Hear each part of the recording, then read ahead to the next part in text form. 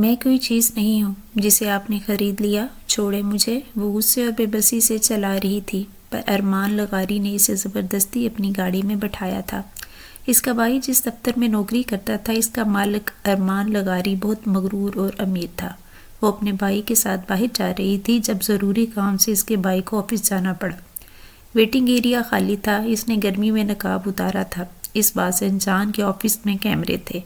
ارمان لغاری office میں بیٹھا اسے دلچسپی سے دیکھ رہا تھا، اور پھر 2 دن بعد ہی وہ گھر آیا تھا اور اس کے لالچی بھائی بھابھی کے سامنے پیسوں سے بھرا بیگ رکھتے اسے خریدا تھا۔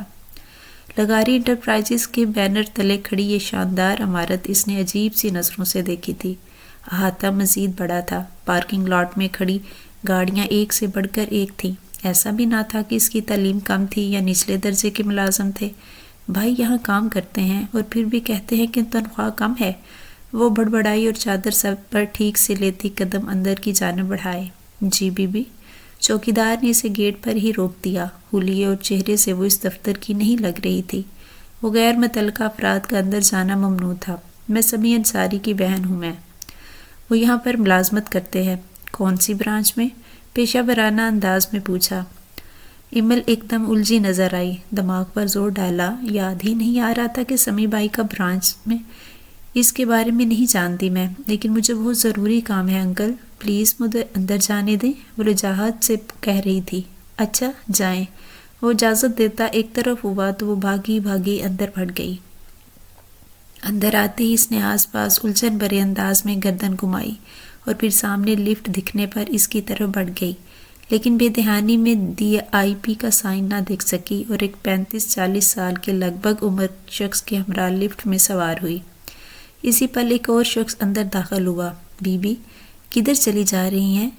یہ VIP رفیع۔ اس شخص نے اپنے ساتھ کھڑے اپنے سیکرٹری کو خاموش رہنے کا اشارہ کیا اور سینے پر ہاتھ باندھے کھڑا ہو گیا۔ رفیع یکدم چونکا کر نکھیوں سے اپنے باس کو دیکھا۔ یہ اس کی عادت کے برخلاف تھا۔ ایمل نے الجھن بھرے انداز میں پلٹ کر ان کو دیکھا۔ پہلی نگاہ اس شخص پر پڑی جو خاموشی سے اس کی طرف دیکھ رہا تھا۔ وہ گڑبڑا کر دوسرے شخص کی طرف دیکھنے لگی جو دوسری طرف دیکھ رہا تھا۔ کس فلور پر جانا ہے؟ وہ دل ہی دل میں خود پر تاؤ کھا رہی تھی۔ یہ تو وہ جانتی ہی نہیں تھی۔ سیڑھیاں نہیں دکھی تو لفٹ پر سوار ہو گئی، اور اب کیا جواب دے؟ سمیع انصاری میرے بھائی صاحب یہاں جاب کرتے ہیں، جہاں وہ ہوتے ہیں اس فلور پر جانا ہے۔ اس شخص نے بے مشکل مسکراہٹ چھپائی۔ آنکھوں میں دلچسپی بڑی تھی۔ وہ اس کو مسکراہٹ چھپاتا دیکھ خجل ہوئی تھی۔ محترمہ یہ 9 منزلہ عمارت ہے۔ یہاں سمیع نام کے کم سے کم بھی 10 لوگ ضرور ہوں گے۔ خیر رفیق کہیں وہ ہمارے سمیع انصاری HR والے تو نہیں؟ والد کا نام؟ رفیع نے اس سے پوچھا۔ منصور۔ رفیق نے سنتے ہی نفی میں سر ہلایا، پھر یکدم چونکا۔ اچھا وہ ریٹیل ٹیکس والے، جی سمجھ گیا سر، انہیں 3rd فلور پر جانا ہے۔ اوکے 3rd فلور پر ہم بھی اترتے ہیں، ایک سپروائزر وزٹ ہو جائے گا، وہ سر ہلاتا بولا۔ رفیق نے دوسری دفعہ حیرت سے اپنے باس کو دیکھا، پھر سر ہلا کر رہ گیا۔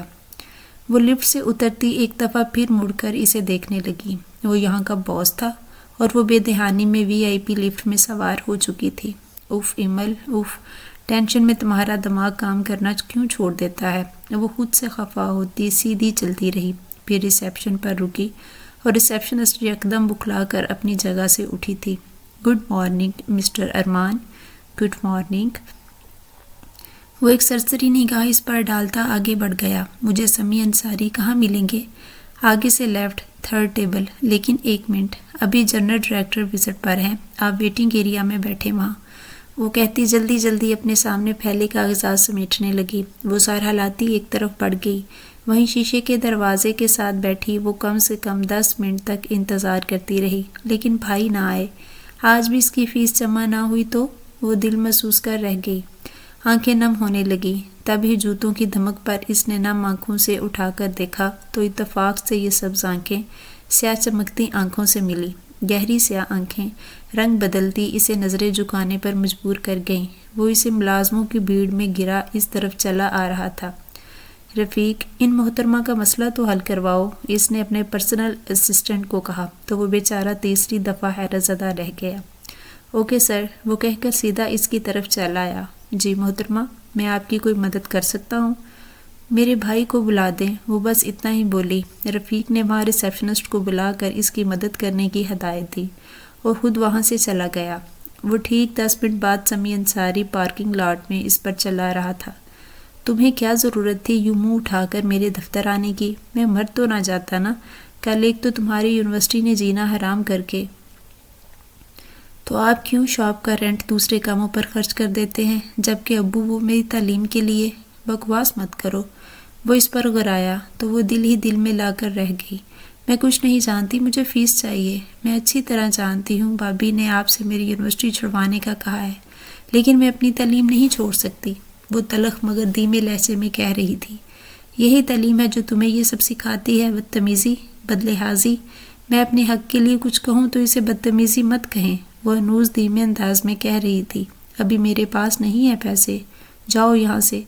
وہ ہاتھ جھلاتا وہاں سے جانے لگا۔ پلیز بھائی، آپ ایسے تو نہ کریں، میں آپ سے کوئی فرمائش نہیں کر رہی، کوئی خواہش نہیں کر رہی، نہ ہی میں آپ پر بوجھ ہوں۔ کم سے کم آپ میرا حق تو مت چھینیں، جو میرا ہے وہ مجھے دیں۔ ابو سارے معاملات اپنی زندگی میں طے کر کے گئے تھے، میرے حق پر ڈاکہ نہ ماریں۔ وہ شاپ اور مکان میرے نام ہے، ان کا کرایہ میری ضروریات پر خرچ ہونا چاہیے، نہ کہ آپ کی بیوی بچوں کی شاہ خرچیوں پر۔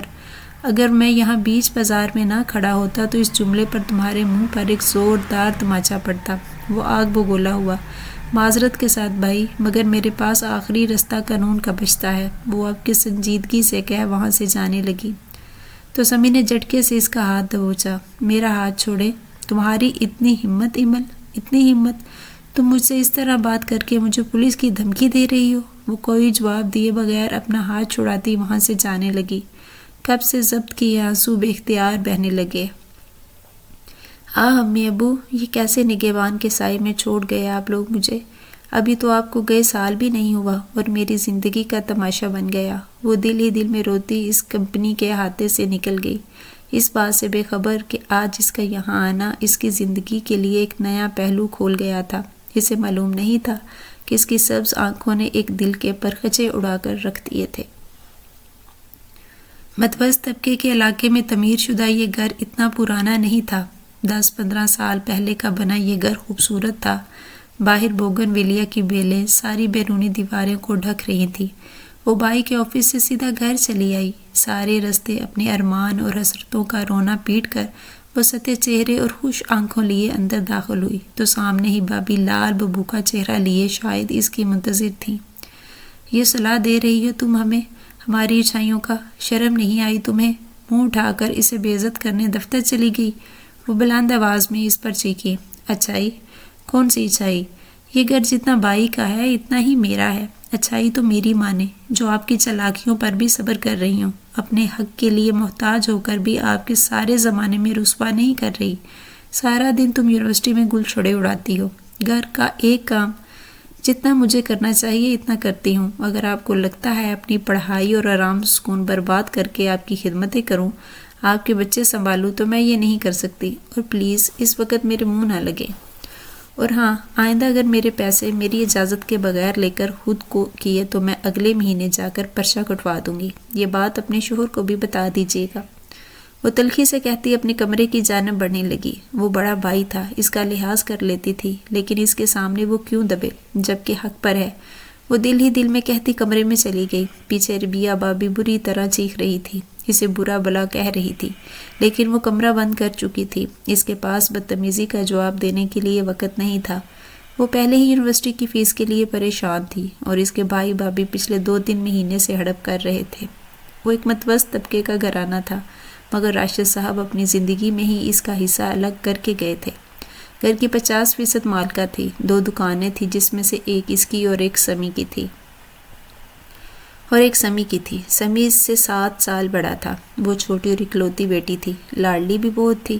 اسے اس کے ماں باپ پر بہت اعتماد اور بااعتماد لڑکی بنایا تھا۔ نازوں میں پلی ایمل نہیں جانتی تھی کہ زندگی جیسے والدین کے جانے کے بعد اس کا ماں جایا یوں اسے ستائے گا، اور یوں تو بظاہر بڑی پر اعتمادی سے بول کر اپنا حق مانگتی تھی، لیکن اندر ہی اندر اس کا دل بہت زخمی تھا۔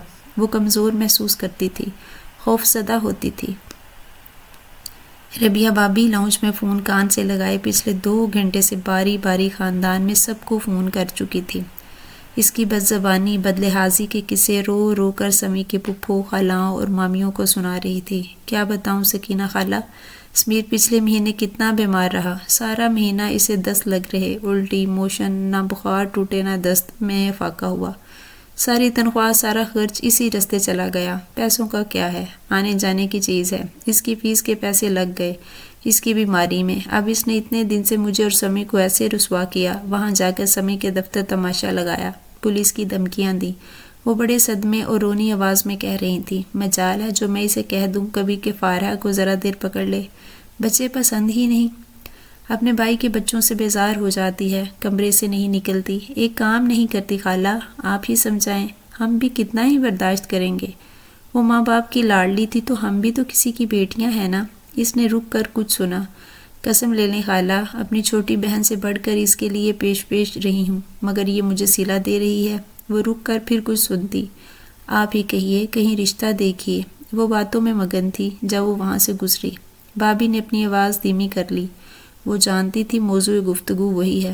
وہ نظر انداز کرتی کچن میں آئی۔ دوپہر کے برتن اور کچن کی صفائی وہ کرتی تھی، جبکہ رات کا کھانا بھی اس کی ذمہ داری تھا۔ کپڑے اور گھر کی صفائی کے لیے ملازمہ آتی تھی۔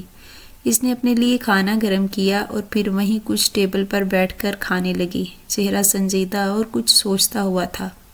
ابھی وہ کھانا کھا ہی رہی تھی کہ اس کا فون بجنے لگا۔ جی السلام علیکم پھوپھو۔ وعلیکم السلام، کیسی ہو؟ ٹھیک، آپ کیسی ہیں؟ کیا ہوا ہے، گھر میں کوئی مسئلہ چل رہا ہے؟ اتنا خاص نہیں، بس بھائی کے ساتھ کچھ پیسوں کا مسئلہ ہے۔ میری یونیورسٹی کی فیس، وہ جانتی تھی چھپانے کا فائدہ نہیں۔ بھابھی ساری داستان امیر حمزہ اپنے لفظوں میں پہلے کر پورے خاندان کو پیش کر چکی ہیں۔ تو کیا نہیں دی؟ سمی کہہ رہا ہے مہینے کے شروع میں تمہیں پیسے دیے 15,000، جو کہ میری ذاتی ضروریات پر خرچ ہوتے ہیں، shampoo, personal care, transport, fees. کیا یہ سب 15,000 میں ہوگا؟ 25,000 شاپ کا کرایہ ہے اور 40 گھر کا۔ تو بیٹا کبھی انسان مجبور۔ کیسی مجبوری پھوپھو؟ وہ ناسمجھی سے پوچھ رہی تھی۔ تمہاری باپی بتا رہی نہیں کہ پورا مہینہ سمیر کی موشن الٹی رہے، صرف 2 دن، جو کہ ایک دفعہ کلینک جانے پر ہی ماشاءاللہ الحمدللہ صحت مند ہو گیا۔ انہیں شرم نہیں آتی بہانے بناتے ہوئے اپنے بچوں کی صحت پر جھوٹ بولتے؟ اصل بات تو یہ ہے پھوپھو کہ وہ پیسے وہ اپنے مائکے میں اپنی بہن کی شادی پر ہونے والے خرچوں میں ختم کر چکی ہیں۔ اب بیٹا جو ہوا سو ہوا، میں بات کرتی ہوں سمی سے، مزید کتنی پڑھائی رہ گئی ہے؟ میں بات سے کہہ کر تمہاری فیس نہیں پھوپھو، میرا حق دوسرے کھا جائیں اور میں آپ لوگوں کی محتاج رہوں، جبکہ میرا باپ اپنی زندگی میں سارا کچھ طے کر کے گئے تھے۔ وہ جذباتی ہونے لگی، اس کی آواز بھیگ رہی تھی۔ میں کوئی غیر نہیں، آپ غیر نہیں ہیں پھوپھو، لیکن مجھے اچھا نہیں لگ رہا کہ آپ میری فیس پے کریں۔ آپ خاندان کے بڑوں کو جمع کر کے میرا مسئلہ حل کروائیں۔ ویسے بھی یہ بات انہوں نے سب کو بتائی ہے، تو پھر میری طرف کی بھی سن کر آپ کو بتا دیں۔ وہ آج کی لڑکی تھی جسے اپنے حق کے لیے لڑنا آتا تھا، لیکن وہ نہیں جانتی تھی کہ آج کی عورت کی سب سے بڑی دشمن آج کی عورت ہی ہے۔ ارمان لغاری نے اگلے 2 دن میں عمل کی ساری معلومات حاصل کر لی تھی۔ وہ ان 2 دنوں میں ایک پل بھی ایسا نہ تھا کہ وہ سب آنکھیں اس کے ذہن سے محو ہوئی ہوں۔ وہ اکلوتا بیٹا تھا، ایک شادی پہلے ہوئی مگر چل نہ سکی، جسے ایک 7 سالہ بیٹا تھا جو اپنی ماں کے ساتھ رہتا تھا۔ ہفتے میں ایک مرتبہ وہ اپنے بیٹے سے ملنے جاتا یا اسے بلوا لیتا۔ وہ پچھلے 6 سال سے تنہا رہ رہا تھا۔ اس دوران کئی لڑکیوں سے دوستی رہی، لیکن وہ کسی کو بھی زندگی میں لانے کا فیصلہ نہیں کر سکا۔ کئی لڑکیاں اس کے ساتھ کی چاہ میں آج بھی اس سے رابطے میں رہتی تھیں، لیکن یہ تعلق کو ایک حد تک رکھتا تھا۔ بات کبھی نہیں بڑھی، لیکن اس دفعہ بس ایک ہی نظر میں فیصلہ ہو چکا تھا۔ وہ حسن پرست تھا، لیکن ایسا بھی نہیں کہ کسی کو ایک دفعہ دیکھنے پر ہی ڈیر ہو جائے۔ مگر اس دفعہ یہ قصہ خود اس کے ذہن سے بھی آگے کی چیز ہے۔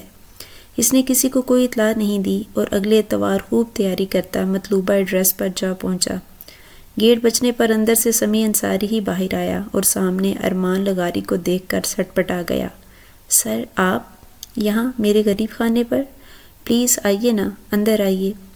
وہ شیر و شکر ہوتے اس کے راستے سے ہٹ گیا تو ارمان لغاری قدم قدم چلتا اندر آیا۔ انداز میں مضبوطی اور اعتماد تھا۔ سمیع سے ڈرائنگ روم میں بٹھا کر جانے لگا۔ تبھی وہ دوپٹہ شانوں پر ڈالے گیلے بالوں کو کھلا چھوڑے شاید چھوٹے سے عقبی لون سے واپس آ رہی تھی۔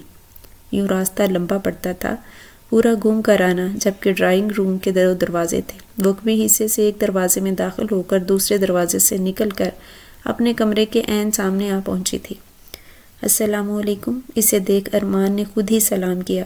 وہ جو کمرے میں سے بیٹھے دیکھ کر ایک پل کو ٹھٹکی تھی، سلام کا جواب دیے جانے لگی اور اسے جاتے ہوئے دیکھتا رہا۔ دل یکدم گداز پڑا تھا۔ اگلے 10 منٹ میں اس کے سامنے لوازمات کا ڈھیر تھا۔ ربیہ اور سمیہ اس کے سامنے بچھے جا رہے تھے۔ ربیہ کے دل کے نہا خانے میں کہیں ایک سوال اٹھ رہا تھا اور دل اس خیال سے بری طرح بے چین تھا۔ اتنا سب کرنے کی کیا ضرورت تھی؟ میں فقط کچھ باتیں کرنے آیا تھا۔ سمی صاحب، میں تنہا رہتا ہوں، میری فیملی میں کوئی نہیں ہے، بہن بھائی، چچا چچی، ماما ممی کوئی نہیں۔ ایک پھوپھی ہے جو آسٹریلیا رہتی ہیں، ان سے بات چیت کی تو انہیں کہاں آگا کر بات ٹھہر گئی تو وہ آئیں گی۔ ربیہ آپ کے مکمل طور پر اس کا مقصد سمجھ چکی تھی۔ اس کے ذہن میں اس کی اپنی رانیہ آئی جو عمر میں 30 کا ہنسا پار کر گئی تھی، رنگ و صورت میں بھی اچھی اور گوری۔ وہ جانتی تھی سامنے بیٹھا میر شخص ایمل کی چاند سی صورت کا دیوانہ ہوا جہاں آیا ہے، لیکن ایک دفعہ وہ اس عام کر کے تو رانیہ کی قسمت ہی کھل جائے گی۔ ویسے بھی ایمل 25 کی تھی، جبکہ سامنے بیٹھا شخص 35-36 کا تو ضرور تھا۔ میں یہاں آپ کی بہن ایمل کا ہاتھ مانگنے آیا ہوں۔ سمی کا منہ کھلا رہ گیا، اسے کچھ نہ سمجھ آیا کہ وہ کیا جواب دے۔ ویسے تو ہم خاندانی لوگ ہیں ارمان صاحب، اور رشتے یوں نہیں ہوتے، مگر آپ جیسا کہہ رہے ہیں آپ تنہا رہتے ہیں تو بات سمجھنے کی قابل ہے، وہ خوش دلی سے کہہ رہا تھا۔ ایمل تو بھی پڑھ رہی ہے، لیکن اگر آپ کہیں تو میں آپ کی میرا جوڑ میں تلاش کروں گا، آپ نہیں، اور اگر وہ چاہے تو میں شادی کے بعد اس کی تعلیم کا سلسلہ قائم رکھوں گا، مگر میں اسی کے لیے یہاں آیا ہوں۔ آپ لوگ سوچ سمجھ لیں، جو فیصلہ ہو مجھے بتا دیں۔ جو رسومات اور روایتیں ہیں اس کے لیے میں تعاون کرنے کے لیے تیار ہوں۔ وہ کہہ کر چائے کا آخری گھونٹ لیتا اٹھا اور ایک مس کال دی۔ اگلے 2 منٹ میں ڈرائیور تحفے اور تحائف لیے اندر آئے۔ سمیر اور فارحہ جو کافی دیر سے ادھر آنا جانا کر رہے تھے، اس کو کھڑے دیکھ خود بھی تجسس بھری نظروں سے اسے دیکھ رہے تھے۔ اس نے ان کے سر پر ہاتھ پھیرتے قدم باہر کی جانب بڑھا دیے۔ اس کے جانے کے بعد بھی کافی دیر تک گھر میں اس کی قیمتی پرفیوم کی خوشبو پھیلی رہی۔ ایک عجیب سی کیفیت میں گری ربیہ تحفوں کا ڈھیر دیکھ رہی تھی، جس میں زنانہ اور مردانہ سے لے کر بچوں کے لیے بھی قیمتی کپڑے اور کھلونے تھے۔ کیا مطلب؟ میرا رشتہ؟ ایمل سنتے ہی بھنچکا رہ گئی۔ اس نے باری باری بھائی بابی کا چہرہ دیکھا۔ بھائی آج مزاج کے ٹھنڈے لگ رہے تھے، جبکہ بابی کا منہ بنا ہوا تھا۔ تو ظاہر ہے یہی ہونا تھا، تم جو ان کے دفتر جا کر اپنے جلوے۔ ربیہ منہ بند رکھو اپنا۔ سمی نے اس کو بری طرح جھڑک دیا۔ ایمل جو تلخ نگاہوں سے بابی کو دیکھ رہی تھی، بھائی کو دیکھنے لگی۔ ایمل، ارمان لغاری ایک بہت شریف انسان ہے، تمہیں پسند کیا تو غیر رشتہ لے آیا، اس سے بڑی مثال کیا ہوگی؟ اس کی نرم دلی اور اچھائی کی گواہی کوئی بھی دے سکتا ہے۔ اختلافات اپنی جگہ، تم میری چھوٹی بہن ہو اور میں تمہارے حق میں کوئی غلط فیصلہ تو نہیں کروں گا نا؟ وہ شادی کے بعد تمہاری تعلیم کا سلسلہ جاری رکھنے پر بھی راضی ہے، ایسے موقع بار بار تو نہیں آتے۔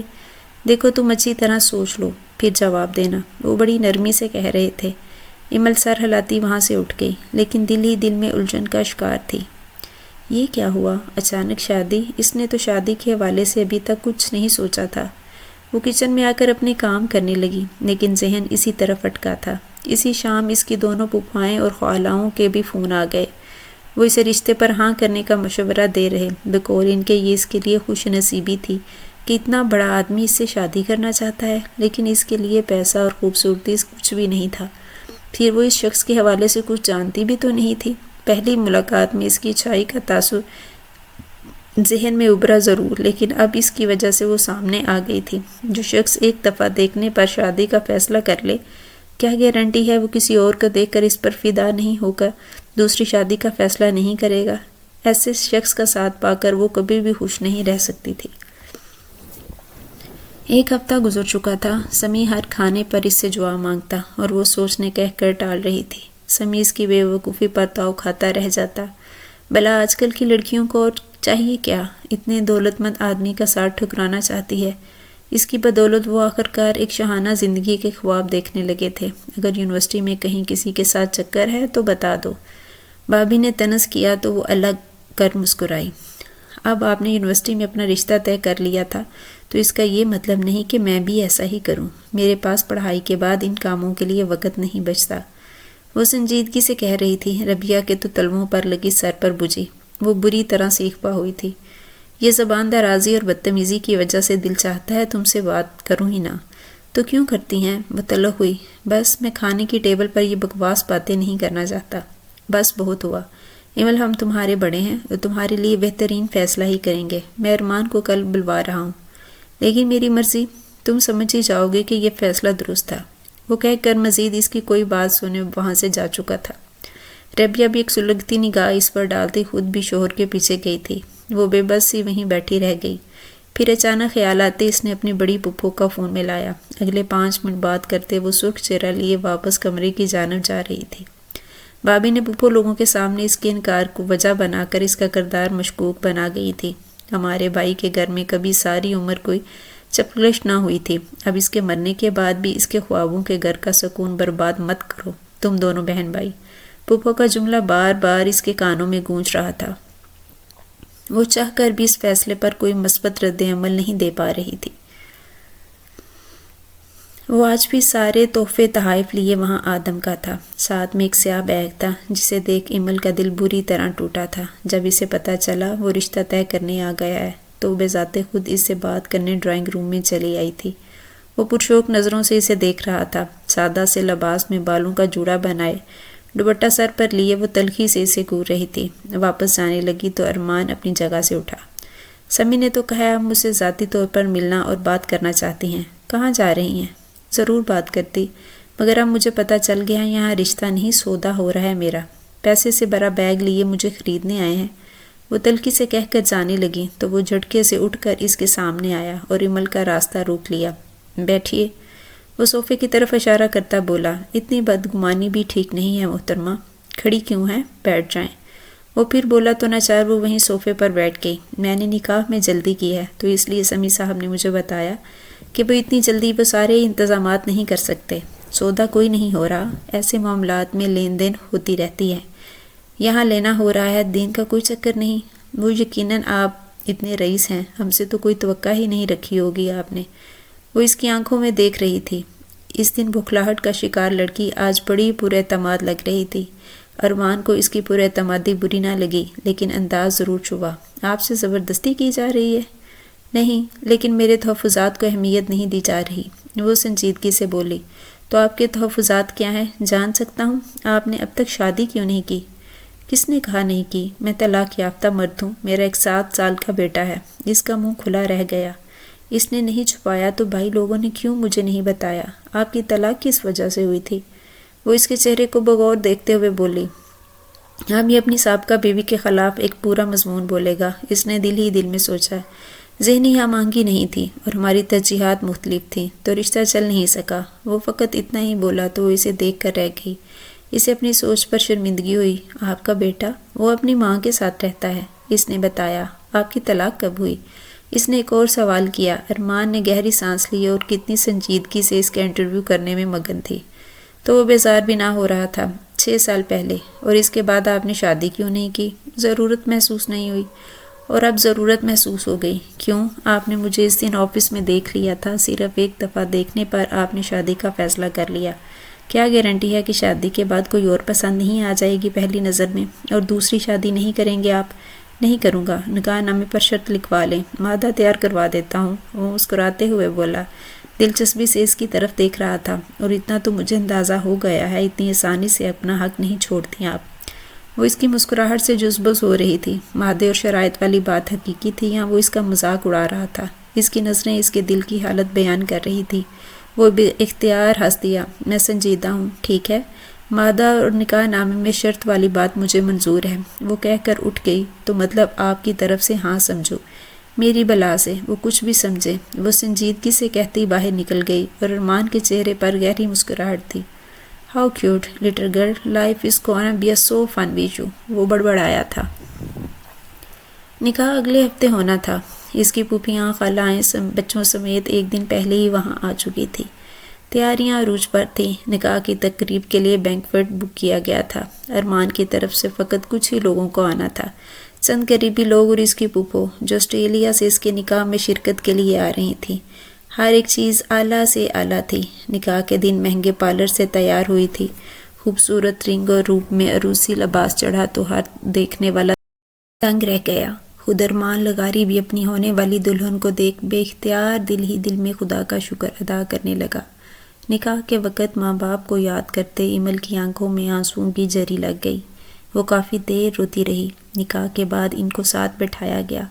ان کی جوڑی خوبصورت لگ رہی تھی، سب تعریف کر رہے تھے، جبکہ ایمل نے اب تک سر اٹھا کر بھی ارمان کی طرف نہیں دیکھا تھا۔ جھجک تھی یا پھر کچھ اور؟ وہ سکڑی سمٹی سی بیٹھی تھی۔ بہت خوبصورت لگ رہی ہے میری دلہن۔ ارمان نے ذرا سا جھکتے اس کے کان میں سرگوشی کی تو اس نے بے اختیار سر اٹھایا، آنکھیں ملی۔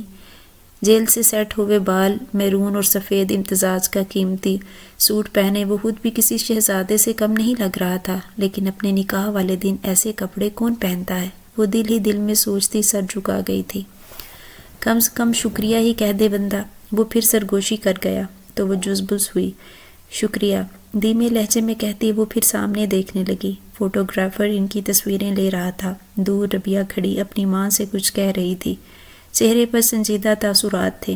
دیکھ لیں، سارا ڈرامہ کرتی رہی، شروع میں کہ نہیں میں نہیں کرتی شادی۔ ارے ملاقات کرنے پہنچ گئی، پھر ڈرائنگ روم میں 1 گھنٹے بیٹھ کے پتہ نہیں کون سی پٹیاں پڑھاتی رہی۔ اتنی چالاکیاں ہم سے نہ ہوئیں۔ وہ خوش نہ لگ رہی تھی۔ چلو اسی بہانے تمہارے بھی عیش ہو جائیں گے۔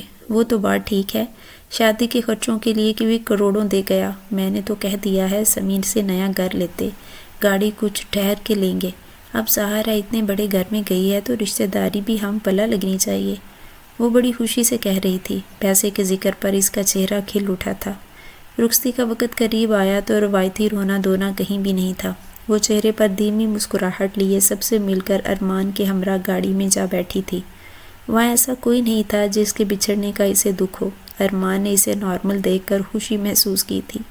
وہ واقعی بہت خوش لگ رہا تھا۔ You got a nice choice برو۔ اس کے پھپھو زاد بہن بھائی اس کی پسند کو سہراتے برہملہ اس کی خوبصورتی کی تعریف کر رہے تھے۔ وہ مسکرا کر تعریف وصول کرتی رہی۔ گھر پہنچتے اس نے فقط سرسری نگاہ اس فلک بوس محل نما عمارت کو دیکھا۔ ارمان اس کا ہاتھ تھامے اسے اپنے ساتھ اندر لایا تھا۔ کچھ دیر لیونگ ایریا میں بیٹھنے کے بعد خود ہی ہاتھ پکڑے کمرے میں لے آیا۔ روایتی شادی رسومات جیسا کچھ بھی نہ تھا۔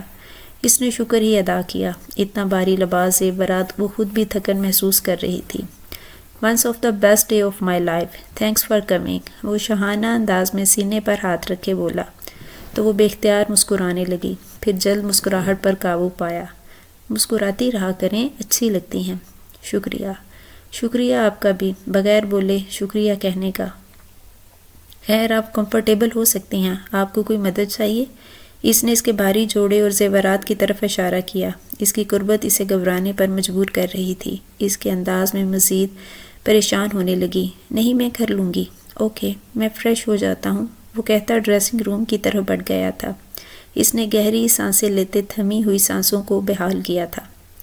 میں اتنی کنفیوز کیوں ہو رہی ہوں؟ وہ بڑبڑاتے ہوئے اپنے دوپٹے کی پنیں اتارنے لگی۔ سائڈ ٹیبل اور درمیانی میز خوبصورت قیمتی پھولوں سے سجی ہوئی تھی۔ اس نے پھولوں کی خوشبو کو اندر اتار کر خود کو کمپوز کرنا چاہا تھا۔ وہ سنہری آنکھوں والا خوبصورت بچہ تھا جس کے دونوں گالوں پر ڈمپل پڑتا تھا۔ وہ ان ڈمپلز کو دیکھ کر اسے احساس ہوا کہ وہ ارمان لغاری کی کاربن کاپی ہے۔ وہ متجسس نظروں سے اسے دیکھ رہا تھا۔ وہ شادی کے 1 ہفتے بعد یہاں آیا تھا۔ ہاتھوں میں پھولوں کا گلدستہ تھا۔ دس از فار یو۔ باپ سے ملنے کے بعد اس سے ملتے اس نے پھول اسے پیش کیے۔ وہ بے اختیار مسکرائی تھی۔ Thank you. کچھ دیر میں ہی وہ اس سے بے تکلف ہو چکا تھا۔ ارمان کسی کال کے لیے اٹھ کر باہر گیا تو وہ اس کے قریب آیا۔ تو آپ ہیں ڈیڈ کی نیو وائف؟ اس کی آنکھوں میں چمک تھی۔ جی۔ وہ فقط اتنا ہی بولی۔ اچھی ہیں، نائس، خوبصورت ہیں، اتنا ہی جتنا ڈیڈ نے کہا تھا۔ مجھے اور ڈیڈی کو خوبصورت لوگ اچھے لگتے ہیں۔ اور اگر میں خوبصورت نہ ہوتی؟ وہ ہنستے ہوئے پوچھ رہی تھی۔ وہ ایک پل کو کچھ سوچنے لگا۔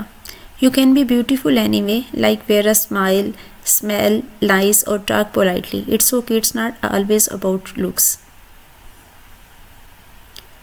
وہ کاندھے جھکاتا فرفر انگریزی بولتا پورے اعتماد اور پیارا لگ رہا تھا۔ وہ اس کی بات سے متاثر ہوتی ہوئی ہنستی تھی۔ Clever boy. وہ سمجھ گئی کہ اسے اردو بولنے میں دقت پیش آتی ہے، جبکہ انگریزی میں وہ زیادہ اچھے طریقے سے بات کر سکتا ہے، تو وہ بھی اس سے انگریزی بولنے لگی تھی۔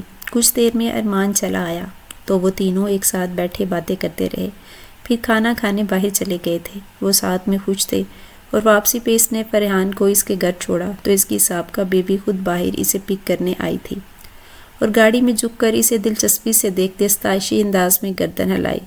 سو you find your dream girl, اس کے انداز میں استضائیہ تھا یا نہیں وہ سمجھ نہ سکی۔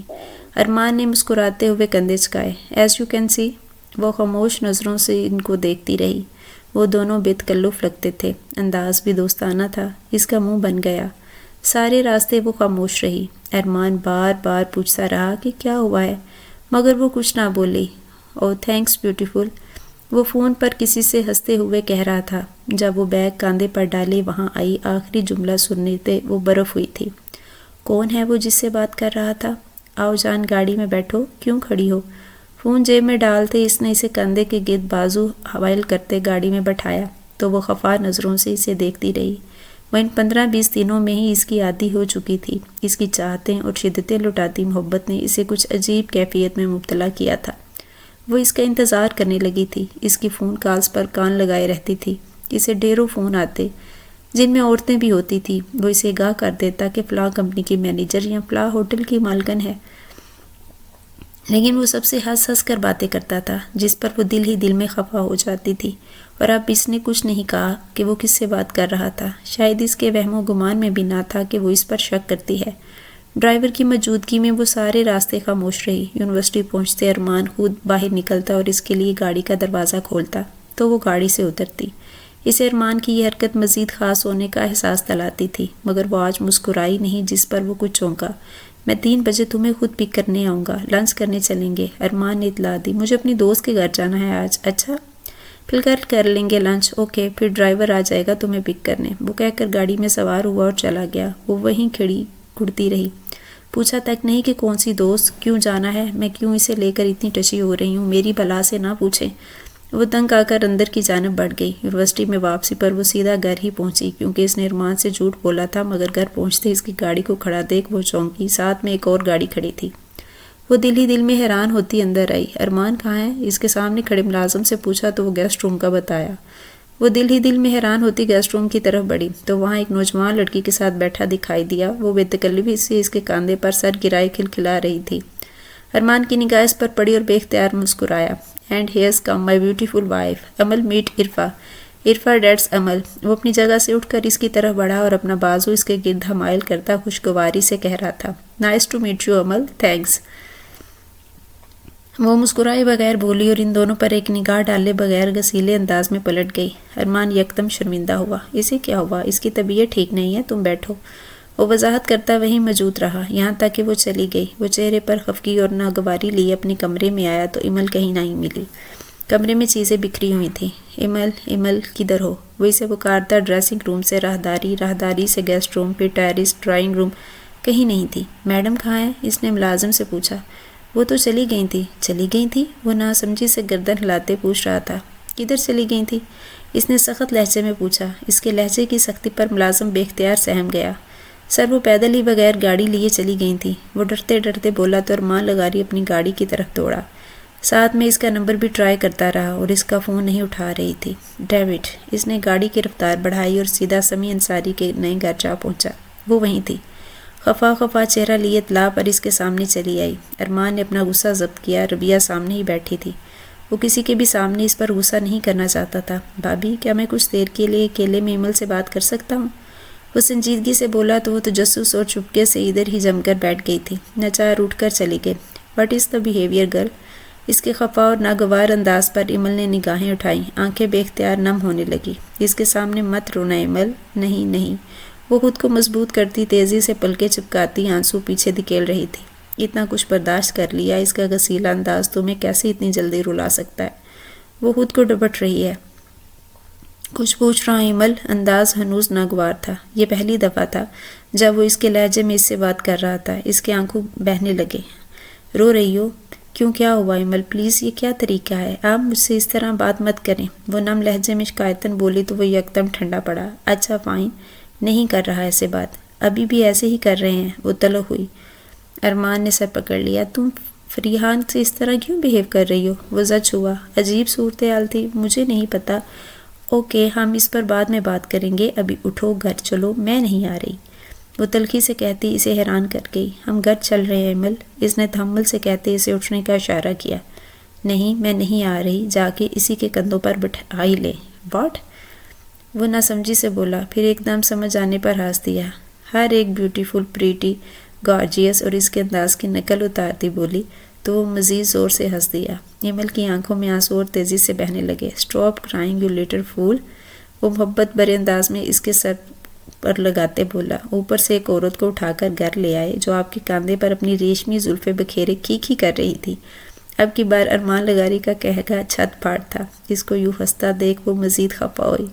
اٹھ کر وہاں جانے لگی۔ ارمان نے اسے کھینچ کر قریب کیا۔ تم کہیں نہیں جا سکتی ایسے، میری جیلس پائپ، اور اس کی کمر کے گرد بازو حمائل کیے سے شرارتی نظروں سے گھور رہا تھا۔ چھوڑے مجھے۔ وہ یکدم اس کی حرکت پر گھبرائی، مگر سامنے ارمان لغاری تھا۔ اسے یوں ہی بازوؤں میں اٹھائے باہر کی جانب بڑھ گیا۔ کیا ارمان صاحب، سوری، مگر میری بیوی تھوڑی ضدی ہے اور میرے سامنے ایسے ہی نخرے کرتی ہے۔ اب ضد لگا رکھی ہے کہ چل کر تو نہیں جائے گی، اس لیے گود میں اٹھانا پڑا۔ وہ مسکراتا ہوا کہہ کر باہر نکل گیا۔ وہ شرم سے ڈوب کر مرنے والی ہوتی اس پر چلا رہی تھی۔ کوئی چیز نہیں ہوں جسے آپ نے خریدا ہے، چھوڑے مجھے۔ وہ غصے اور بے بسی سے چلا رہی تھی، پر ارمان لغاری سے زبردستی اپنی گاڑی میں بٹھایا تھا اور گہری سانس لیتا ڈرائیونگ سیٹ پر بیٹھا۔ بگڑا موڈ اب شرارتی انداز میں بدلا ہوا تھا۔ لبوں کے ساتھ آنکھیں بھی مسکرا رہی تھی۔ اسے بے اختیار اس پر ڈیروں پہ آ آیا تھا۔ میں نہیں چل رہی آپ کے ساتھ، چھوڑ کر تو نہیں جاؤں گا، وہ اسے گھورتے ہوئے بولا تو وہ سٹ پٹائی۔ پہلے بول دیتی، اتنی پوزیسو ہو۔ وہ مزے لیتے ہوئے بولا، پلیز چپ کر کے اپنا منہ ادھر کر لیں۔ تم شروع سے ایسی تھی یا مجھ سے شادی کے بعد یہ نئی اپڈیٹ آئی ہے تم میں؟ ہاں؟ وہ گاڑی سٹارٹ کرتا بظاہر سنجیدہ لگ رہا تھا۔ وہ خفا سی باہر دیکھتی رہی۔ وہ میری دوست ہے جان، اسکول ٹائم کی، 6 ماہ بعد مل رہی ہے۔ ہم شروع سے بے تکلف رہے ہیں۔ سب فلرٹی آدمی ایسے ہی بہانے باز ہوتے ہیں۔ وہ پھر ہنس دی۔ پہلی دفعہ بیوی لگ رہی ہو ایمل، اور قسم لے لو دل میں اتر رہی ہو۔ اس کے محبت بھرے انداز میں اس کا دل بری طرح دھڑکا، مگر وہ ناک چڑھاتی دوسری طرف دیکھنے لگی۔ ارمان کے چہرے پر محبت کا خمار اپنی جوبن پر تھا۔ مجھ سے بات مت کریں، تم سے بات کیے بغیر کیسے رہوں گا؟ اتنی پیاری بیوی ہو تو بندہ بات نہ کرے۔ آپ کو تو ہر لڑکی پیاری لگتی ہے۔ لڑکیاں تو ساری ہی پیاری۔ اسی پل ایمل نے خونخوار نگاہوں سے اس کی طرف دیکھا تو وہ اسے چڑھاتی نظروں سے دیکھتا شرارتاً بوسہ دیتا سامنے دیکھنے لگا۔ قتل نہیں ہونا چاہتے تو منہ بند کر لیں ارمان۔ ارمان قربان اپنی ملکہ کے حکم پر۔ ایمل سرخ انار چہرہ لیے دوسری طرف دیکھنے لگی۔ یہ بہت عام بات ہے ایمل، میں شروع سے ہی اس ماحول میں رہا ہوں۔ میرے لیے ان چیزوں اور باتوں کا مطلب نہیں ہے۔ میں تو باتوں باتوں میں کہہ دیتا ہوں، یہ میری نیچر ہے، مجھے پسند نہیں۔ وہ چہرہ پھیرے کہہ رہی تھی، انداز ہنوز خفا تھا۔ صبح بھی پتہ نہیں کس کے حسن پر قصیدے پڑھ رہے تھے۔ اچھا بابا، آج کے بعد کسی کو خوبصورت نہیں کہوں گا، چاہے کوئی کتنا ہی خوبصورت کیوں نہ ہو۔ اسے تنگ کرنے کے ارادے سے بولا تو ایمل پھر خطرناک انداز میں اس کی طرف دیکھنے لگی۔ وہ مسکراہٹ دباتا معصومیت سے بولا، وہ کانٹریکٹ بھول گئے ہیں، یاد کرواؤں؟ وہ اس پر چڑھ دوڑی۔ نہیں، مجھے یاد ہے، اس میں کہیں نہیں لکھا تھا کہ میں کسی کے حسن پر قصیدہ نہیں پڑھ سکتا، لیکن اس میں یہ ضرور لکھا ہے کہ میری مرضی کے بغیر آپ دوسری شادی نہیں کر سکتے، ورنہ بھاری معاوضہ دینا پڑے گا۔ اس بھاری معاوضے میں کچھ بھی ہو سکتا ہے، اور اس بھاری معاوضے میں آپ کا قتل بھی ہو سکتا ہے۔ وہ شہادت کی انگلی اٹھاتے اسے دمکاتی ارمان نے اس کی انگلی کو تھام کر لبوں سے لگایا۔ کون پاگل کرے گا دوسری شادی؟ جس کے پاس تم جیسی ہوگی، اب تو ساری زندگی کے طور طریقے بدلنے پر غور کر رہا ہوں۔ Better for you. اب سب عورتوں سے 10 قدم فاصلے سے ملوں گا۔ بیوٹیفل، پریٹی، گارجیس کی بجائے باجی، میڈم، محترمہ اور آنٹی جیسے الفاظ استعمال کروں گا۔ وہ اس انداز میں بولا کہ وہ بے اختیار مسکرا دی۔ اب معافی ملے گی یا نہیں؟ نہیں، وہ مسکراتے ہوئے کہہ رہی تھی، بلیو بیری آئس کریم کے عوض، اور اب کے سنجیدہ تھا۔ نہیں، وہ کہتے ہوئے اس بات میں گردن ہلا رہی تھی جس پر ارمان دل کھول کر مسکرایا۔ اسے خود سے لگاتے، اس کی پیشانی چومتے وہ دل ہی دل میں نہال تھا۔ دوسری طرف وہ بھی مسرور سی تیار ہونے چل دی۔ تقریباً آدھے گھنٹے بعد وہ قریبی پارک میں ٹہل رہے تھے۔ اس کا ایک ہاتھ ارمان کے ہاتھ میں تھا، دوسرے ہاتھ میں وہ آئس کریم تھامے چل رہی تھی۔ پھر کیا ہوا؟ وہ دلچسپی سے پوچھ رہی تھی۔ پھر میرے چچا آئے، یعنی ابو کے چچا زاد بھائی۔ انہوں نے مجھے پکڑا تو ابو پھر سے نیچے اترے۔ کیا بہت اونچائی تھی؟ وہ سوال کر رہی تھی۔ نہیں، میرے قد جتنی تھی، مگر تب بھی ابو کو منظور نہ تھا کہ میں گرتا۔ وہ ہنس دیا۔ Do you miss your parents? ہاں، روز یاد کرتا ہوں۔ ان دونوں میں اتنی محبت نہ ہوتی شاید تو اب میرے پاس ہوتا۔ بابا کو منظور ہی نہ تھا ماں کے بغیر جینا۔ ان کے جاتے ہی خود بھی رخت سفر باندھ لیا۔ وہ اداس نہیں لگ رہا تھا، مگر آنکھیں نم تھیں۔ میرے پیرنٹس کو گزرے ابھی 1 سال نہیں ہوا۔ میرے والد مجھ سے بے انتہا محبت کرتے تھے، اتنی محبت کہ صبح جب تک وہ میرا چہرہ نہ دیکھ لے دن کا آغاز نہیں کرتے تھے۔ مجھے ان کے ساتھ جو احساس تحفظ ملتا تھا ویسا بھی احساس آپ کے ساتھ ہوتا ہے۔ یہ سنتا تھا کہ ارمان یکدم ٹھہر گیا۔ وہ بڑے جذب سے کہہ رہی تھی، ارمان کے دل کو کچھ ہوا۔ یہ میرے لیے ایک اعزاز ہے امل، میں تمہیں ہمیشہ یہ احساس تحفظ فراہم کروں گا۔ بس کچھ یوں ناراض ہو کر گھر مت چھوڑ دینا۔ پتہ ہے میں کتنا پریشان ہو گیا تھا پگلی۔ وہ یکدم کھسیا گئی۔ آئندہ ایسا نہیں ہوگا، وہ یوں بولی، چہرے پر مسکراہٹ تھی۔ اس کی آنکھوں کی چمکتی رنگت بتا رہی تھی کہ وہ ارمان کی سنگت میں کس قدر خوش تھی۔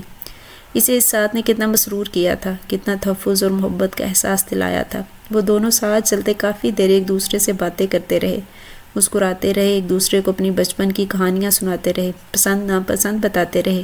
یہ احساس ان کی زندگی میں بہت خوبصورت تھا کہ ان کا رشتہ صرف شادی اور نکاح نہیں بلکہ اپنائیت میں گرا ہوا تھا۔ اب میں تھک گئی ہوں، گھر چلیں۔ ٹھیک تھک گئی ہو؟ گود میں اٹھا لوں؟ پھر فلرٹ شروع۔ وہ بڑبڑائی تو وہ مسکراہٹ دباتا اس کا ہاتھ تھامے واپسی کے رستے پر چل پڑا۔ کسی اور سے بھی تو کرنا منع ہے نا؟ کیا مطلب تھا اس فضول بات کا؟ وہ اسے گھور رہی تھی۔ اس کا مطلب پابندی کے بعد سے اب سارا فلرٹس تم ہی سے کروں گا نا؟ وہ گھورتی رہی۔ آپ میرا خون جلاتے ہیں کیونکہ تم خود اتنا جلدی ہو، مت جلا کرو۔